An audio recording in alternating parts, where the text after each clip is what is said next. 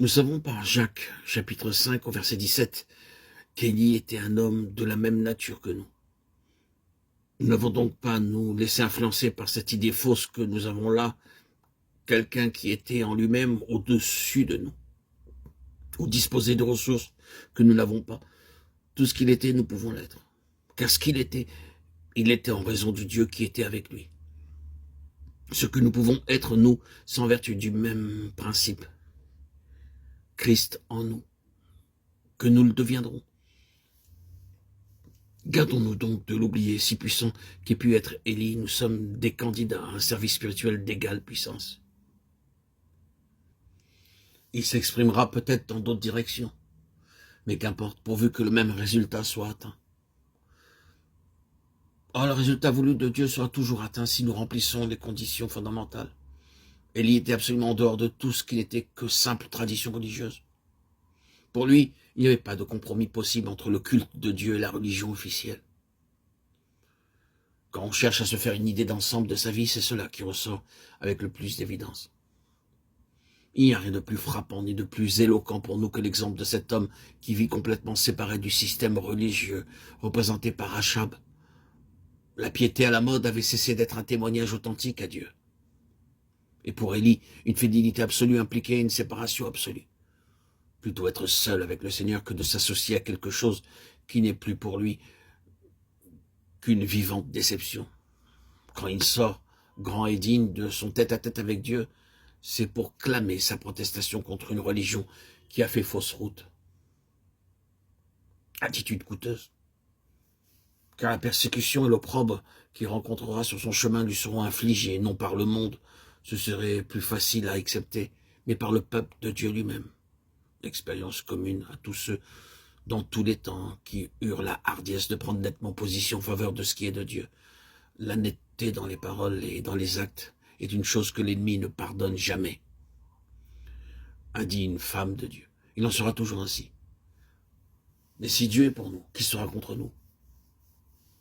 Être un Élie suppose, dans notre attitude vis-à-vis de Dieu, l'absolu, avec une croix au centre de notre vie.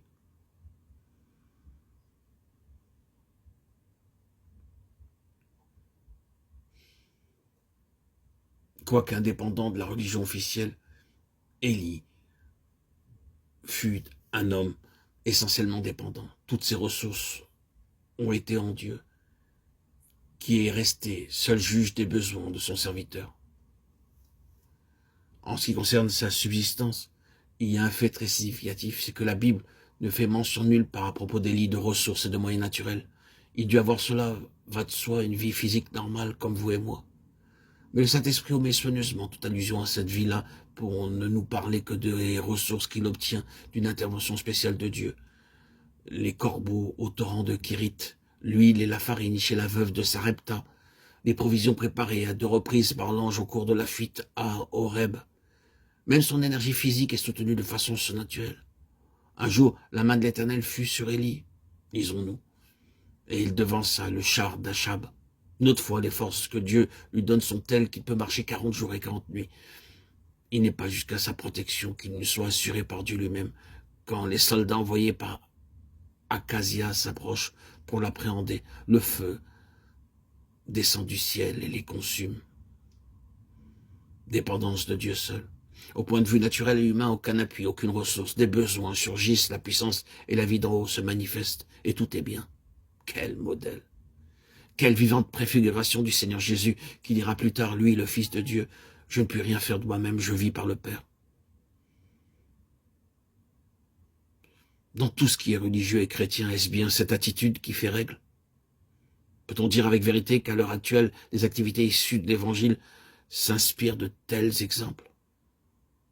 Hélas, ne fait-on pas grand cas, au contraire, des appuis humains? Est-il exagéré de dire qu'on fait quelquefois la cour aux ressources de ce monde et à ses méthodes commerciales? La personnalité humaine, avec ses capacités naturelles ou acquises et tout ce qu'elle croit pouvoir mettre en avant, n'obstrue-t-elle pas bien souvent le canal des interventions divines? Nous n'aimons pas poser de telles questions, mais nous devons à la vérité de tout regarder en face et de poser le problème dans toute son ampleur. Car si Dieu nous appelle à marcher avec lui, à vivre de lui, il faudra bien que nous prenions position à l'égard de ces choses. En toutes circonstances, un Élie regardant en haut, sachant que le Dieu qui est avec lui est capable de satisfaire à tous ses besoins. Si nous voulons être revêtus de l'esprit de la puissance d'Élie, nous devons cesser de donner aux moyens naturels de subsistance une place de premier plan, comme c'est trop souvent le cas. Le Saint-Esprit nous réclame avec jalousie, et il ne mettra jamais son sceau sur un ministère qui a son point d'appui sur la terre. Jacques, chapitre 4, verset 5.